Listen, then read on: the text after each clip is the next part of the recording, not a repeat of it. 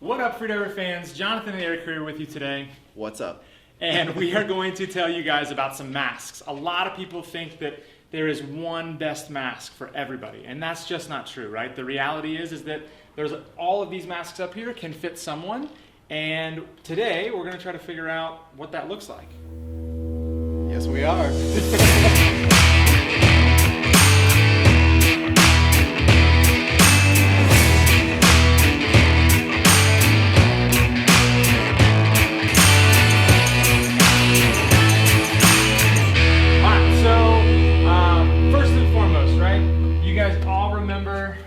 Your grandpa's mask, right? This big thing.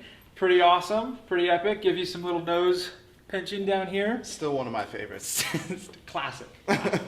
And so the reason why we are obviously kind of evolved out of this mask down the road as we've kind of seen freediving gear get better and better is the volume of air between your face and the glass, right? So with this right here, this is kind of like your little pro tip.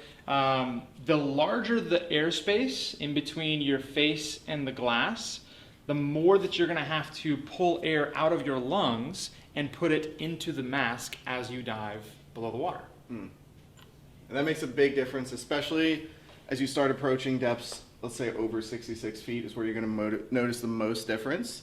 But one good point is I would never sacrifice volume for comfort. Good point. Right? Yeah, so absolutely. If a certain mask is going to be a lower volume, unless you're like I said, getting into some deeper depths, I wouldn't make that sacrifice. If something like this is going to fit you better than something like this, which is an ultra low volume mask, I would take the higher volume. Something like this. I mean, if that's the one, you know? And that kind of gets us to a good point is you have to try on a bunch of different masks to find the one that's going to work right for you. And some of the key features that you're looking for is something that's going to seal naturally, and that's not going to create any big pressure points. So where you're going to notice that a lot is like on your forehead or the bridge of your nose, places like that. Sometimes up underneath your nose, it bothers people. But otherwise, those are going to be the key things you're looking for in a mask that fits well.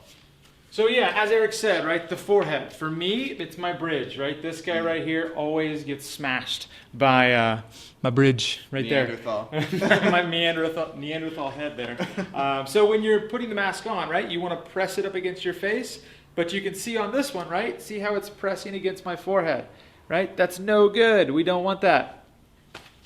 Even though it's got a good seal, it still presses up against my forehead. Very uncomfortable. Yeah. You will notice that. Absolutely, absolutely. 20 minutes, you might be fine. Start getting into an hour, 2 hours, it's really not going to be fun. So if it touches that area in the store, no good. Pick a different mask. All right, so let's say you're just getting started, right? Brand new to snorkeling or freediving, and you want to figure out which mask is best for you. Again, it's what fits your face, right? That's like the key takeaway from this video. So what we're going to try to do, as Eric mentioned earlier, is we're just going to try a bunch of them on. One of the ones that one of our guys that works here, Rodman, really likes is the Cressy Perla. A lot of places use it in their rental fleet because it just fits most faces, right? So with this particular mask, again, same thing with all masks. Put it up to your face, inhale slightly with your nose, and it should stick. Now, on this particular mask, for me, I get air that comes in through the top, right? Now, if air is coming in, that means water is going to come in, and that's going to ruin my dive day. So looking more towards the middle range masks, kind of the bread and butter price point of masks is going to be anywhere in that $60 to $80 range is where we're going to find most of them. And that's going to embody most of this wall up here. So there's a few masks that I always try to point people towards because they're masks that I personally like. They fit me well. Some of those being like the Mars Vipers. That's the mask that I currently dive with. You're going to start getting into a lot of your lower volume masks in this price point. So none of these are going to be like ultra low volume, which we'll get into those next. But a lot of them are going to be much, much smaller. But also getting into some of the higher end, you know, sort of cross masks. This would be like anything. This is going to work well for even scuba diving, but for most activities in the water, whether it's snorkeling, freediving, spearfishing, whatever it is that you're getting into. Some other cool ones, I really like the Mars Star. This is a great mask. Fits women a lot really well. It's kind of a smaller frame, smaller skirt to it. The Rife Nectin is always a good one for that as well. There's one with an amber lens on it. Again, a smaller frame, smaller mask. And all these are going to get you in that kind of middle price point and get you a really nice quality mask for good bang for your buck. Yeah.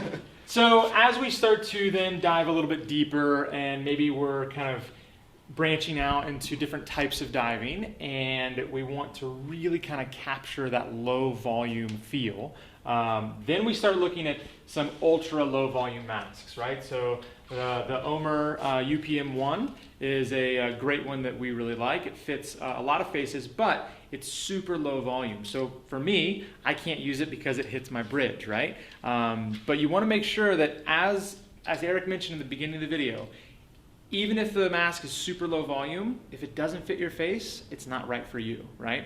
So for me, it took me a whole lot of masks to try before I finally landed on this one right here, which is the mask that I personally use. It's called the Sphera by Aqualung. And so with this guy, right, I put it on my face, and it sticks really, really well, right? Doesn't hit me on the bridge of the forehead or my nose.